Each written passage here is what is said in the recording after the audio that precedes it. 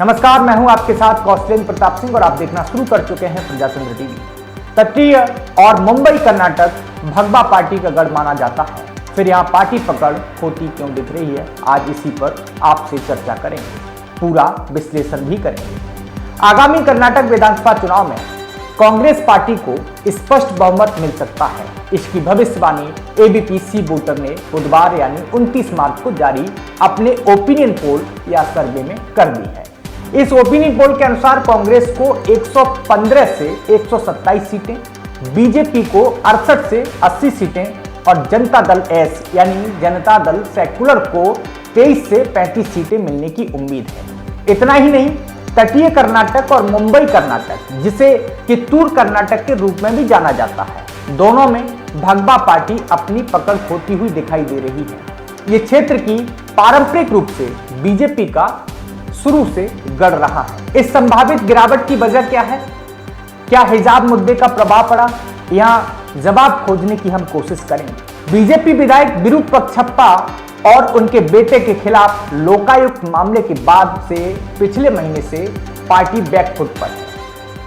इसने ये धारणा बनाई है कि पार्टी भ्रष्टाचार से लड़ने के लिए गंभीर नहीं है, क्योंकि विधायक के खिलाफ तत्काल कोई कार्रवाई क्यों नहीं की गई, इसका नुकसान भी पार्टी को होता हुआ दिखाई दे रहा है। सी वोटर ओपिनियन पोल के अनुसार यहाँ पर इस बार बीजेपी को यहाँ लगभग 7 सीटें नुकसान होने की उम्मीद है, जबकि कांग्रेस को 10 सीटें जीतने की उम्मीद है।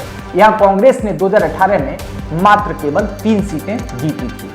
अब जान लेते हैं कि इसके पीछे 3 फैक्टर कौन से हैं जो इशारा करते हैं कॉम्बिनेशन का। पहला इशारा हम आपको बता दें, पहला जो फैक्टर है, सांप्रदायिक ध्रुवीकरण का प्रयास किया गया, लेकिन तटीय कर्नाटक में यह पहले से ही चरम पर था।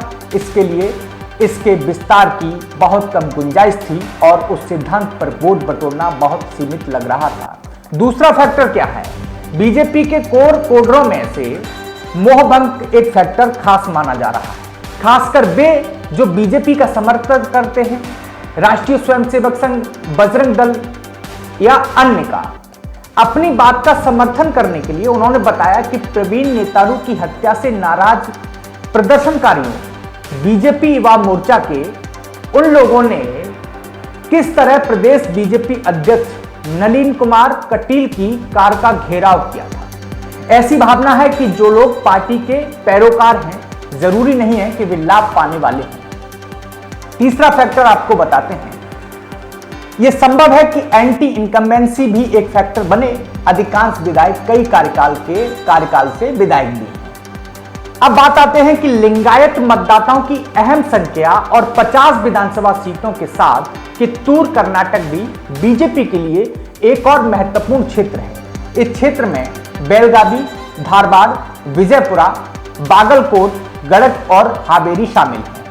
2018 में बीजेपी ने इस क्षेत्र से करीब 30 सीटें जीती थी, जबकि कांग्रेस ने 17 सीटें जीती थी और जेडीएस ने मात्र 2 सीटें जीती थी। इस बीच कांग्रेस के लिए वोट शेयर में 4.4% की वृद्धि की उम्मीद है।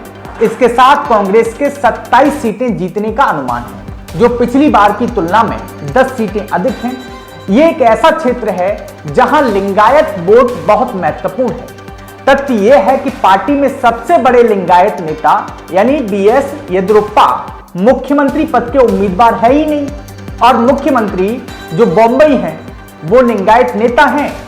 उन्हें पार्टी द्वारा मुख्यमंत्री उम्मीदवार के रूप में भी घोषित नहीं किया गया।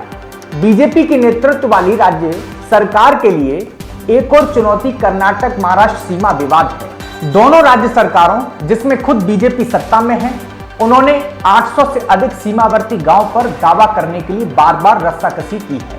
साथ ही भगवा पार्टी को 2018 में शिवसेना का समर्थन प्राप्त था, लेकिन अब शिवसेना के 2 गुटों में बंटने से संभवतः कर्नाटक के मराठी भाषी आबादी में बीजेपी के समर्थन में कमी आ सकती है। गौरतलब है कि इस ओपिनियन पोल के लिए लोगों का वोट 3 मार्च तक लिया गया था। इसके बाद 21 दिन बाद राज्य विधानसभा चुनाव के घोषणा से ठीक पहले कर्नाटक के मुख्यमंत्री बॉम्बई ने पिछड़े वर्ग, अनुसूचित जाति और मुसलमानों के लिए आरक्षण सूची में कई बदलाव किए हैं।